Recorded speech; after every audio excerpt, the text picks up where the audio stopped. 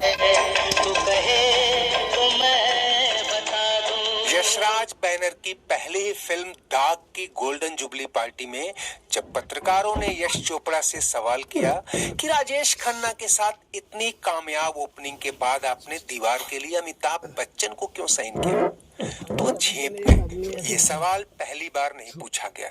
उन्हीं दिनों फिल्मी पत्रिकाओं में ये खबर साया होने लगी थी कि यश चोपड़ा ने राजेश खन्ना से पहली फिल्म से ही पल्ला झाड़ लिया और दोनों ही खेमों के पीआर ऐसी खबरों को अटकलें बताने में जुटे थे क्योंकि इनका बिजनेस इम्पैक्ट पूरा हो सकता था। हम और तुम और हम खुश हैं यूं। हालांकि जंजीर ने अमिताभ को रातों रात फ्लॉप हीरो से उभरते स्टार में बदल दिया था, लेकिन राजेश खन्ना अब भी वो नाम थे जिनकी अदाओं पर हवाएं अपना रुख बदलती थी। ऐसे में यश चोपड़ा ने मीडिया को बड़ा ही सधा हुआ जवाब दिया। कहा, दीवार एक एक्शन फिल्म है जिसका लीड किरदार इमोशनल के साथ ही थोड़ा टफ टाइप आदमी है जो अमिताभ पर फिट होता है। तुम लोग मुझे ढूंढ रहे हो और मैं तुम्हारा यहाँ इंतजार कर रहा हूँ। अगले साल यानी 1974 में जब राजेश खन्ना की 7 में से 4 फिल्में बुरी तरह फ्लॉप हुई तो स्टारडस्ट मैगजीन ने पहली बार उनके सुपर स्टारडम पर सवाल खड़े करते हुए कहा कि राजेश खन्ना का ओवर एक्सपोजर उन्हें डुबो रहा है। इशारा साफ था कि जहां यशराज और सिप्पी फिल्म सहित तमाम बड़े बैनर मल्टी स्टारर फिल्मों की ओर झुकने लगे थे, राजेश खन्ना अब भी पूरा स्क्रीन स्पेस अपने लिए चाहते थे। लेकिन खन्ना को ऐसी आलोचनाएं किरकिरी लगने लगी थी। शोले और दीवार की शूटिंग के बीच में ही राजेश खन्ना ने एक मैगजीन को दिए इंटरव्यू में कहा था कि चोपड़ा ने पहले दीवार मुझी को ऑफर की थी। हालांकि दूसरी ओर सलीम जावेद ने अपने इंटरव्यूज में ये कहकर सनसनी मचा दी कि दीवार कभी राजेश खन्ना को ऑफर ही नहीं हुई थी क्योंकि लीड किरदार पूरी तरह अमिताभ बच्चन को ध्यान में रखकर लिखा गया था। यहाँ से राजेश खन्ना और सलीम जावेद के बीच चल रही तल्खी कोल्ड वॉर में बदल गई, जहाँ राजेश खन्ना ये जताने की कोशिश कर रहे थे कि उन्होंने ही सिप्पी फिल्म्स की अंदाज में इस लेखक जोड़ी को ब्रेक दिलाया था, जबकि इन लोगों ने मेरे ही खिलाफ और मेरा स्टारडम तोड़ने की मंशा से स्क्रीन प्लेस तैयार किया और एक खास एक्टर को उठाया। जबकि सलीम जावेद कहते थे कि राजेश खन्ना कहानी में और स्क्रीन प्ले में खूब दखल देते हैं और अपनी तरह से मनमाने बदलाव करवाना चाहते हैं जो हमें कभी मंजूर नहीं था। लेकिन दोस्तों, इससे भी बड़ी कोल्ड वॉर राजेश खन्ना और यश चोपड़ा के बीच चल रही थी जिसकी भनक किसी को नहीं थी क्योंकि पब्लिकली दोनों ही ये जताने की कोशिश कर रहे थे कि वो अब भी अच्छे मित्र हैं।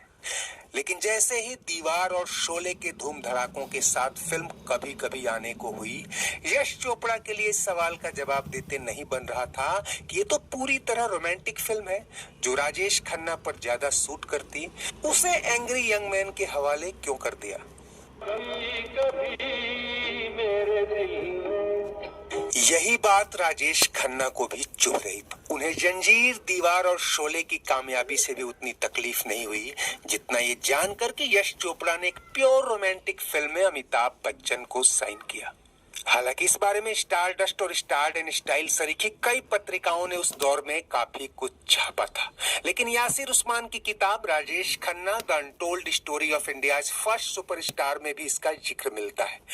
उस्मान लिखते हैं कि फिल्म कभी कभी और सिलसिला को लिखने वाले सागर सरहदी जो राजेश खन्ना को थिएटर के जमाने से जानते थे, उन्होंने मुझे एक अलग ही तरह की कहानी बताई थी।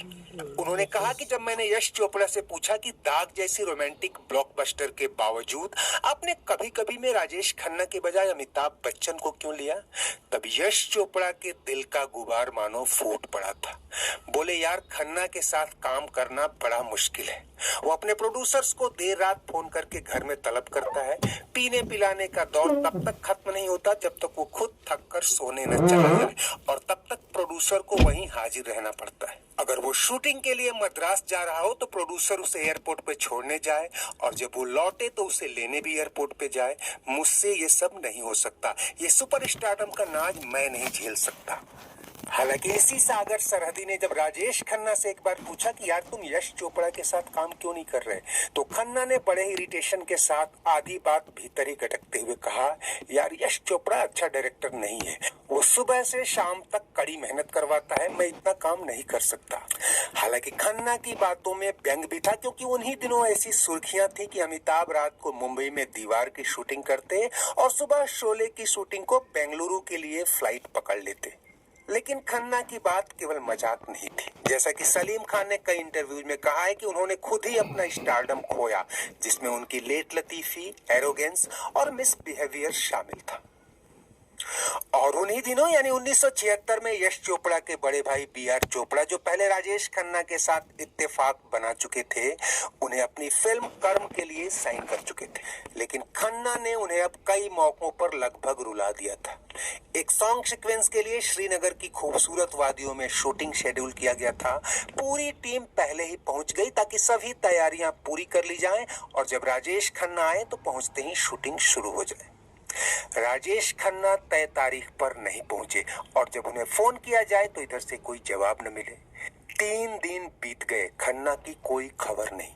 फिर चौथे दिन खन्ना ने अपने बिजनेस क्लास टिकट पर अपने रसोइया गोपाल को श्रीनगर भेजा, वो भी सिर्फ ये बताने के लिए कि मालिक की तबीयत ठीक नहीं है, वो शूटिंग पर नहीं आ पाएंगे। इससे चोपड़ा को जो मानसिक पीड़ा पहुंची वो अलग, आर्थिक नुकसान भी झेलना पड़ा। लेकिन वो अकेले नहीं थे। हर प्रोड्यूसर जो राजेश खन्ना को साइन करता था, ये मानकर चलता था कि उनके ऐसे नाज नखरे उठाने ही पड़ेंगे। सलीम खान और फिल्म जर्नलिस्ट रऊफ खान के हवाले से कई जगह लिखा है कि राजेश खन्ना ये मानकर चल रहे थे कि फिल्में उनकी वजह से चलती हैं। लेकिन अब जब फिल्में फ्लॉप हो रही थी, वो मानने को तैयार नहीं थे कि फिल्में उनकी वजह से फ्लॉप हो रही हैं। एक बार जब उनकी लेट लतीफी पर सवाल पूछा गया तो उनका सीधा जवाब था, क्लर्क समय पर आते हैं, मैं फिल्म आर्टिस्ट हूँ। क्लर्क के समय पर आने वाली बात शायद खन्ना ने अमिताभ पर कटाक्ष के रूप में कही हो, क्योंकि अमिताभ की पंक्चुअलिटी की उन दिनों काफी चर्चा होती थी। या हो सकता है कि वो भीतर ही भीतर कोई भड़ास निकाल रहे हों, क्योंकि जंजीर के बाद दीवार और शोले की बॉक्स ऑफिस पर मिली सफलता अभूतपूर्व थी। लेकिन खन्ना इन एक्शन फिल्मों की कामयाबी से बेपरवाह थे। वो अपने करीबियों से कहते थे कि एक्शन जॉनर जल्द ही हवा हो जाएगा और उनके रोमांटिसिज्म को कोई खतरा नहीं है।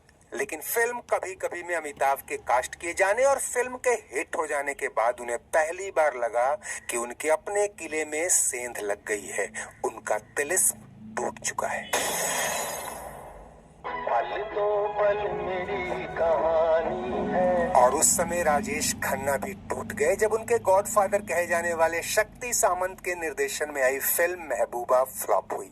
इस फिल्म को खन्ना अपनी खुद की फिल्म मानकर उसमें जी जान झोंके हुए थे कि इससे उनका सुपरस्टारडम बाउंस बैक करेगा। गुलशन नंदा की कहानी पर बनी इस फिल्म के गीत संगीत में आनंद बख्शी और आर.डी. बर्मन की कोशिशें रंग लाई थी। गाने हिट हुए लेकिन फिल्म नहीं चली। फिर भी मेरा मन प्यासा। और महबूबा के बाद मानो राजेश खन्ना ने हालात के आगे सरेंडर कर लिया, जबकि उनके कई करीबी, जिनमें फिल्म जर्नलिस्ट देवयानी चौबल भी थी, उन्हें अरसे से चिता रहे थे कि अमिताभ को हल्के में नहीं लेना चाहिए। खासकर चुपके चुपके, अभिमान और कई अन्य फिल्मों में वो सीधे राजेश खन्ना जॉनर को टच कर रहे थे। और कई क्रिटिक्स अमिताभ बच्चन को खुले तौर पर खन्ना के मुकाबले बेहतर एक्टर बताने लगे थे।